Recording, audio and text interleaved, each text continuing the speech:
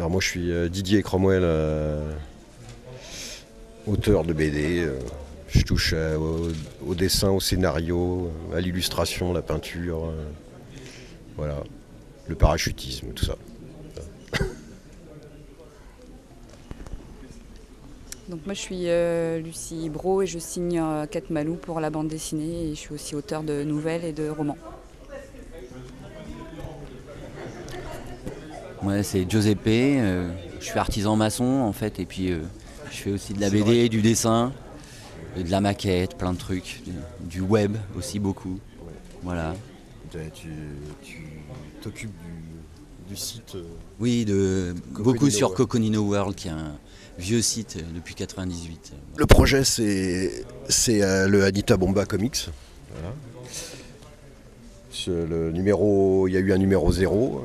Numéro 0, c'est le numéro 0. Et le numéro 1 vient juste de sortir. Il vient d'arriver et on l'avait prévu pour le Saint-Malo d'ailleurs. Le numéro 0 était prévu pour Angoulême 2014. Voilà. Donc le but c'est en sortir 2 par an. Voilà, et on s'est associé. D'abord j'ai récupéré les droits de la série Anita Bomba après 15-20 ans de galère. Voilà. Et j'ai décidé de faire un comics. Et il me fallait un graphiste de choc. Eric Gracien, le scénariste d'origine, étant peu disponible parce qu'il fait un tout autre métier en ce moment, mais il reste dans l'aventure, donc il fallait aussi un scénariste de choc. Donc il y avait Cat Malou qui avait travaillé avec moi sur le dernier des Mohicans. Voilà. Et donc et Giuseppe est venu à la rescousse pour le graphisme. Qui est assez particulier en fait pour Anita Bomba. Et donc il est un peu le nerf de la guerre dans cette histoire. Et en même temps, je lui ai demandé de dessiner parce que je trouve que ce gars-là dessine vraiment super bien et qu'il n'a jamais été publié dans quoi que ce soit. Et que je trouve ça vraiment dommage. Et donc du coup, il a commencé à redévelopper son univers qu'il avait commencé à développer un petit peu chez Coconino World et voilà, ou dans les écoles il y a des années et des années, parce que c'est quand même un vieux routard de la bande dessinée. Bon, ça a été 5 albums, format normal, etc. Mais en fait, mon rêve au départ, c'était vraiment faire du comics avec Anita Bomba. Parce que d'abord, je suis fan de comics. Et puis, c'est une lecture différente que j'ai pu expérimenter vraiment avec le dernier des Mohicans, mais que j'ai voulu renouveler absolument voilà, dès que j'ai eu les droits d'Anita Bomba. Et je voulais vraiment faire quelque chose, un objet totalement différent, parce que de toute façon c'était pas la peine de remuer des vieux machins et de refaire un vieux machin. Ça n'avait aucun intérêt. Et puis je voulais de nouveaux lecteurs, hein. Je voulais avoir les anciens, mais aussi de nouveaux lecteurs. Le personnage était assez ancien pour justement redémarrer à zéro, quoi, presque. On s'amuse déjà bien, c'est hyper sympa à faire. C'est ouvert, quoi. C'est-à-dire on est vraiment, on essaye de se mettre en état de liberté. Voilà, et à tout point de vue, quoi. Autant au niveau de la maquette que la façon d'aborder même la construction, la répartition des pages, etc. Et puis, je sais pas, après c'est un état d'esprit, et donc ça peut aussi se retrouver un peu dans le dessin, quoi. Et puis, voilà, quand on aime beaucoup l'ancrage, qu'on est là-dedans, voilà, puis que ça soit dynamique, vivant. Non, j'ai pas remis tout à zéro parce que il faut de toute façon tenir compte du passif d'Anita et de tout ce qui s'est passé avant. Mais il y avait quand même cette idée de repartir sur des aventures nouvelles. Donc il y avait effectivement la contrainte d'écrire à la manière d'Éric Gracien, ce qui n'est pas simple parce que Éric c'est un personnage déjà en lui-même avec un univers très fort. Alors en fait je me suis beaucoup appuyée sur mon très bon patron qui est Cromwell, parce que c'est un très très bon directeur en fait de travail avec une exigence moi qui me convient. dans la difficulté et qui va chercher un peu le jus qu'il faut donner, l'essorage maximal en fait. Donc c'est pour moi à chaque fois des défis majeurs dans la mesure où c'est pas du tout mon univers, la science-fiction. Que quand on s'est rencontrés il y a 10 ans, je ne connaissais pas Anita Bomba ni son travail et que finalement la découverte de son univers, je l'ai eue en acceptant de travailler avec lui sur Le Dernier des Mohicans, qui était là aussi un énorme défi dans la mesure où je n'avais jamais écrit de scénario de bande dessinée, jamais travaillé en collaboration avec un autre artiste ou un autre auteur. Donc j'ai dit oui en ayant une trouille bleue monstrueuse et puis en me disant que c'était peut-être aussi le moment d'affronter ça pour voir où ça allait m'emmener. Et alors naturellement j'ai redit oui pour Anita et c'est aussi une découverte pour moi en fait d'arriver à chercher quelque chose qui n'est pas a priori dans mon univers naturel de travail. Donc c'est une très belle expérience à la fois artistique, sachant que je ne suis pas du tout technicienne de l'écriture, j'ai une écriture très intuitive. Donc partir sur quelque chose qui va intégrer une technique aussi de compréhension pour le lecteur tout en lui laissant une liberté aussi de lecture, c'est quelque chose qui m'intéresse. Et dans ce contexte-là, en tout cas de travail, il y a un vrai défi aussi à sortir ce comics régulièrement dans une énergie de travail qui est très porteuse. Le Dernier Mohican, c'est exactement, exactement ce qui se passe aussi pour Anita Bomba. C'est-à-dire que moi, quand je travaille avec quelqu'un, je le prends à contre-pied de toute façon. Je le mets en danger en fait. Et du coup, là pour Anita Bomba, en fait, ce qui s'est passé, Kat Malou a dû écrire l'édito. Et elle n'avait aucune idée de ce qu'elle pouvait faire et tout ça. Et en plus, moi, je lui ai demandé un édito façon métal hurlant ou SF. Et en pensant complètement à son quotidien et à sa façon d'écrire, qui est elle, parle du quotidien en fait. Mais il y a quelque chose où il y a beaucoup d'ambiance là-dedans et là je lui ai dit écoute, prends ton quotidien mais des termes SF, il n'y a pas de ça va. Et en fait tout d'un coup ça a débloqué et en fait voilà donc, c'est tout le temps comme ça. Pour Le Dernier des Mohicans, c'était pareil, c'est-à-dire que le livre elle l'avait pas lu, elle l'a lu. Elle a commencé à faire le scénario et j'ai tout démonté. J'ai dit non, on ne prend pas le livre. On va se baser sur mes souvenirs de lecture d'enfance. Où il y a des bases, il y a des choses qui existent du livre, mais il y a des choses qui n'existent pas. Donc c'est voilà. Et la chose qui n'existait pas, c'était ce que j'avais ressenti en lisant.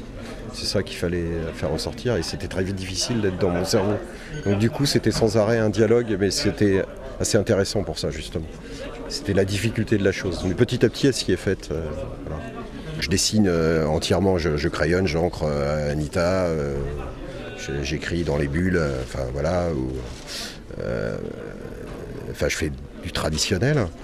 Mais dès le moment où il y a la machine et qu'il faut faire le montage du comics, etc., Joe il intervient et il commence à s'approprier les éléments. Donc s'il met une trame sur mes pages, il va s'approprier complètement les éléments et il va le faire comme il le fait sur sa propre histoire qui est à la fin du comics. Donc mais moi c'est ce qui m'intéresse, c'est justement quand j'ai trouvé quand des gens qui bossent avec moi ont compris qui ne changeaient pas leur forme en fait d'écriture ou de leur façon de dessiner. Je leur demande pas ça moi. Je leur demande pas de s'adapter à moi. Je leur demande de m'apporter complètement leur trip quoi. Donc c'est ce que je veux faire passer. Et là c'est ce qui se passe sur Le Dernier des Mohicans, c'est ce qui s'est passé. Et sur le Anita Bomba, alors c'est encore plus inespéré que je ne pensais. En plus tout se fait un peu dans l'urgence sur Anita Bomba parce qu'on n'a pas le temps, on a nos trucs à nous à côté, etc. On a nos vies, voilà, Joe il fait ses livres, ses sites, il fait sa maçonnerie aussi puisqu'il est maçon, il sait pas des conneries, tailleur de pierre, tout ce qu'on veut. Et donc il faut réagir très très vite. Et je suis entouré de gens qui réagissent très très vite. Mais Éric Gratien réagissait aussi très vite comme ça et tout, et c'était vraiment super agréable. On attend son retour aussi parce qu'il y a des choses qui vont arriver comme ça en plus. Il est présent dans la mesure où on lui soumet en fait l'écriture des scénarios, les différentes étapes de travail. Donc il garde un œil, il apporte aussi des idées par ses commentaires et tout ça, quoi. Donc il est toujours là, quoi.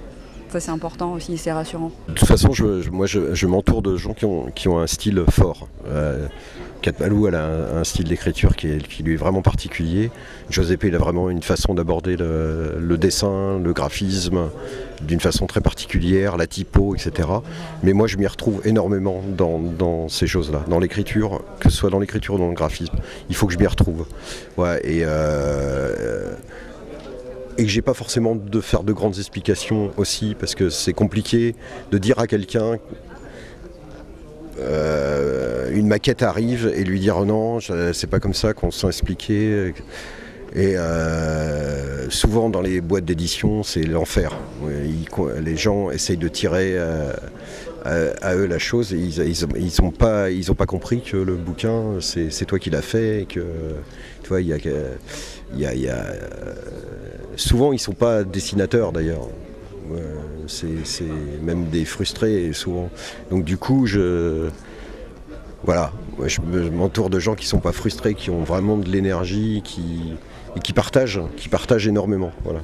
Et c'est un vrai plaisir, Et je retrouve depuis le dernier des Mohicans et Anita Bomba, je retrouve vraiment le plaisir de faire ce que j'avais toujours envie de faire. Pas vraiment non plus, c'est-à-dire que je prends un virage dans la mesure où je me mets en danger puisque je fais pas de storyboard, que je ne fais pas de crayonné, d'ancrage, quoi que ce soit, que j'attaque directement dans le vif du sujet, mais ça je le fais en croquis aussi. Et là je fais un espèce de croquis en couleur qui finalement tient le coup par la lumière, par tout ça, quoi. Donc je fais exactement la même méthode finalement que ce que je fais d'habitude, mais avec un outil différent, donc il fallait que je m'adapte à l'outil. Et si je commençais à crayonner, j'avais pas cette liberté. Donc il fallait que je me mette en danger, comme je peux mettre en danger Kat Malou ou Giuseppe. C'est pas un grand danger parce que je sais qu'ils sont complètement capables. C'est très intéressant de prendre les gens à contre-pied justement. Je pense que mon univers c'est un tout. Je joue dans le dernier des Mohicans, Anita Bomba. Là je vais faire une adaptation de Jack London avec Kat Malou, d'une nouvelle de Jack London. Je vais la faire tout en peinture comme le dernier des Mohicans. Je fais un autre projet chez Glénat très étrange. Qui va s'appeler No Thanks, qui est de l'anticipation. Tout ça c'est un tout, en fait ça fait partie de mon univers, j'ai besoin de faire ça, j'ai besoin d'explorer des pistes et de les partager. En plus c'est assez jouissif de faire quelque chose auquel tu t'attendais pas et de le partager après. Et les gens sont tellement désemparés au départ, mais finalement ils se disent y a des gens qui comprennent en fait finalement, voilà. Et que rester sur une piste, j'ai pas envie de m'ennuyer. Et quand je fais une histoire, que ce soit en peinture ou même une illustration, en tout cas une histoire en BD, je veux que dès la première page, les gens ils ne s'ennuient pas, quoi. Ils soient saisis, quoi. Voilà. C'est mon but en fait. Ils soient saisis et après le tout c'est de tenir sur tout le livre, qu'ils soient tout le temps saisis. Mais donc je dois me surprendre avant tout et surprendre les gens qui travaillent avec moi. Ouais. Sinon, c'est pas intéressant. C'est pas intéressant. La vie, elle est faite comme ça, de surprises. J'adore. Voilà. Il y a des mauvaises surprises aussi, mais on n'en parlera pas. Tout de suite, je vais prendre Van Bodé. Tout de suite. Bien que j'ai pas trop envie de rentrer dans sa tête vu comment il est mort.